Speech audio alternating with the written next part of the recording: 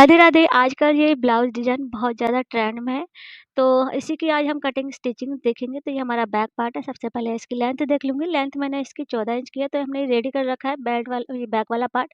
तो ये फ्रंट वाला पार्ट हमने सिंपल ब्लाउज़ को हम कैसे इसको कन्वर्ट कर रहे हैं इसको, यही देखेंगे आज और बिना कटिंग के प्रिंसेस कट बनाएँगे। तो ये देखिए लेंथ इसकी 16.5 है हमारी, शोल्डर मैंने 5.5 लिया है, आर्म होल हमने 6 इंच लिया है और 38 ब्रेस्ट का ब्लाउज़ है, तो मैंने फिटिंग पॉइंट इसका 9.5 पर लिया है, 2 इंच मैंने एक्स्ट्रा लिया है, ठीक है?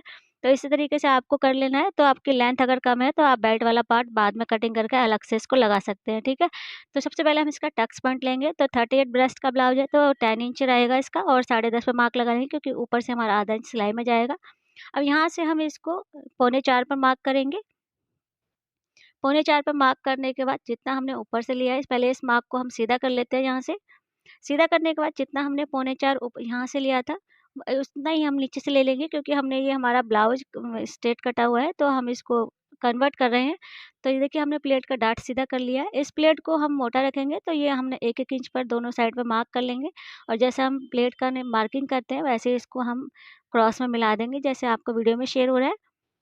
तो ऐसे ही आपको मिला लेना है। तो ये बिना कटिंग के हम प्रिंसेस कट तैयार कर रहे हैं, ठीक है? अब सीधा हम इसको आर्म होल लाइन में मिला देंगे। आप देख रहे हैं जैसे आपको वीडियो में शेयर हो रहा है, इसको हम डार्क करके मैं आपको दिखा देती हूँ। तो ये डार्क कर लिया है हमने। डार्क करने के बाद आपका ये कंप्लीट हो गया यहाँ तक। इसके बाद हम इसकी बेल्ट का साइज़ लेंगे, तो बेल्ट की जो लंबाई है, तो हम इस पर 13 इंच पे मार्क करेंगे। 14 इंच की लेंथ है, तो 13 इंच पर मार्क कर लिया। अब यहाँ से इसको नाप लेंगे हम। 13 इंच पे मार्क करने के बाद यहाँ पौने 4 आ रहा है, तो यहाँ की साइड से हम इसको पौने 3 पर मार्क लगाएँगे और इसको स्केल से या आप इंची टेप से भी इसको स्ट्रेट कर सकते हैं। ये देखिए तिरछे में आपका निशान लगा देना है आपको। निशान लगाने के बाद इतना प्रोसेस करने के बाद आपको इस बेल्ट को पहले हम कट कर लेंगे। तो ये हमारा इसका ब्लाउज़ का बैक पार्ट में हुक लगेगा, ठीक है? हमारा ये फ्रंट हमारा इसका जॉइंट है इसका। अब तो ये हमने मार्किंग जो की थी, इसको हम कर लेंगे डार्क यहाँ से। डार्क करने के बाद अब हम पहले इसको जो हमने टक लिया है, इसको दोनों साइड से पकड़ के आप इसे यहाँ नोच लगा दीजिए, ताकि आप जब प्लेट लगाएँगे तो आपको दिक्कत नहीं आएगी। यहाँ ऊपर से भी हम एक नोच लगा लेंगे। ठीक है? नॉच लगाने के बाद अब हम पहले इन दोनों पार्ट को, ये बेल्ट वाला पार्ट को हम मेन फैब्रिक पर कट कर लेते हैं।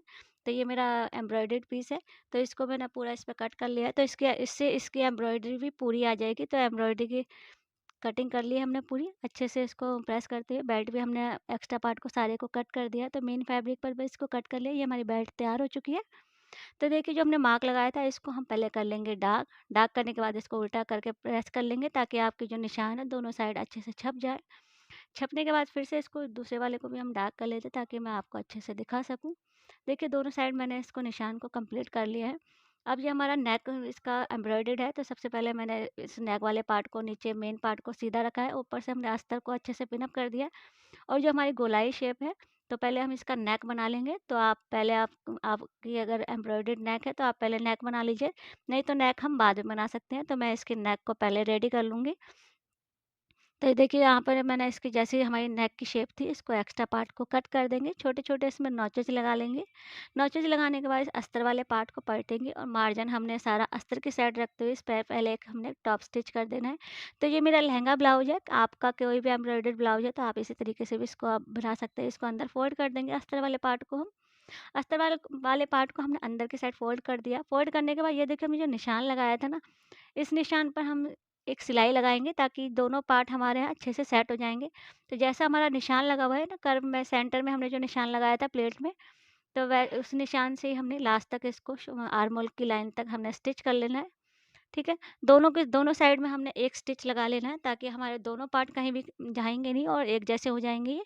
तो दोनों साइड हमने सिलाई लगा लेनी है। सिलाई लगाने का आपका ये भी फ़ायदा रहता है कि आप जब इस प्लेट को उठा के हम प्लेट इसमें लगाएँगे, तो आप ईज़िली, आपको निशान लगाने की ज़रूरत नहीं है। वहाँ से आप सिलाई वाले आप पार्ट को हम पकड़ते जाएँगे और स्टिचिंग करते जाएँगे। तो दोनों दोनों साइड हमने स्टिचिंग कर लिया। अब देखिए इस प्लेट को हम उठाएँगे, तो नॉचेज़ तो मैंने पहले ही लगा दिया था। आपको पता है कि कितना इतना इसमें जाना है। देखिए नॉच हमारा लगा हुआ है। तो जितना हमारा नोच लगा है, दोनों नोच को हम यहाँ से बराबर कर लेंगे और बराबर करते हुए जैसे हम प्लेट की मार्किंग निशान लगाते हैं, प्लेट की सिलाई लगाते हैं, यहाँ से हम प्लेट लगाना स्टार्ट करेंगे इसकी।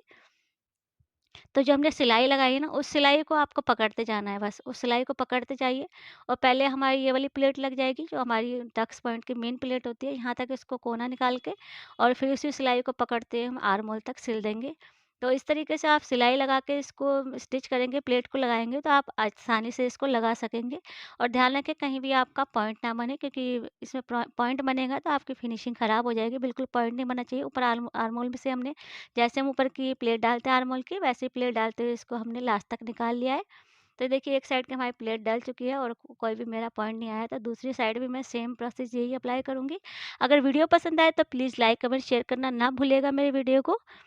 तो इसी तरीके की वीडियो मैं आपके लिए लेके आती रहूँगी। तो आप स्टिचिंग के बाद इसकी लुक भी देखिएगा कितनी अच्छी लुक आएगी इसकी। तो हमने जैसे हमने उसको प्लेट को लगाया था सिलाई पकड़ते हुए, ऐसे हमने दूसरी साइड का भी लगा लिया है।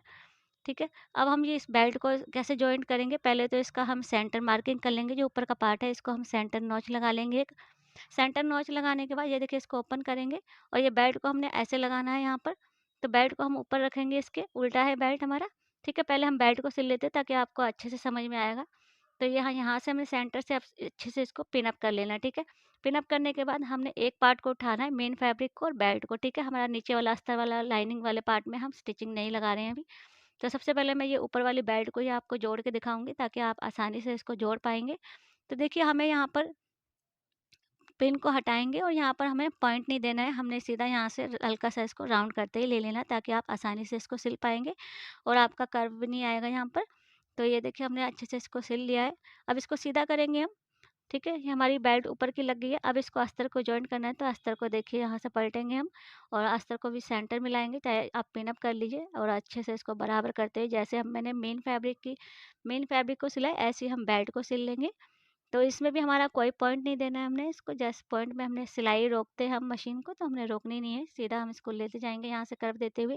तो ये देखिए दोनों पार्ट मेरे सिल गए हैं, ठीक है? अब अच्छे से ये सेट हो जाए तो इस पार्ट को हमने मेन फैब्रिक के ऊपर हम टॉप स्टिच कर देंगे ताकि हमारा ये अच्छे से सेट हो जाएगा।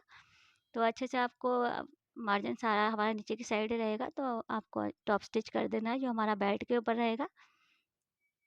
बेड के ऊपर रखने के बाद इसको स्टिच कर दिया। एक्स्ट्रा पार्ट को अब हम कट कर देंगे, जितना हमारा ऊपर से साइड से आ रहा है तो उतना हमने एक्स्ट्रा कट कर दिया। अब देखिए इसके एक बार हम चेक कर लीजिए, बैक वाला पार्ट है इसको अच्छे से ऊपर से मिला के और इसको चेक कर लेना ताकि आप जब फिटिंग लगाएंगे तो आपके पार्ट छोटे बड़े नहीं होंगे, ठीक है? जितना भी आपका आ रहा है तो हम यहाँ पर एक मार्किंग कर लेंगे ताकि हमें ध्यान रहे कि हमें इतना स्टिचिंग में देना है, ताकि हमारे दोनों पार्ट हमारे इक्वल हो जाएंगे। ऐसे ही हम दूसरी साइड भी इस पार्ट को रखेंगे, बैक वाले पार्ट को। तो इसी तरीके से आप चाहे पहले वाला पार्ट स्टिच कर लीजिए, फ्रंट वाला चाहे बैक वाला। तो इस तरह आप जब भी बेल्ट वाला ब्लाउज से स्टिच कर रहे हैं तो दोनों में से एक पार्ट को रेडी कर लीजिए, उसके बाद आप मार्किंग कर लीजिए। अब आपको पता रहेगा कि कितना हमने मार्जिन देना है। अब इस लेस को मैंने ऐड करना है इसमें। तो लेस को देखिए उल्टा रखा है मैंने और जो हमारा सीक्वेंस का काम है ऊपर की साइड है और मेन फैब्रिक के ऊपर रखा है मैंने, उस लेस को उल्टा करके स्टिच किया है। तो इस की बजाय आप पाइपिंग भी लगा सकते हैं, तो मैंने ये लेस ऐड करी है इसमें, कि कस्टमर की ही थी ये।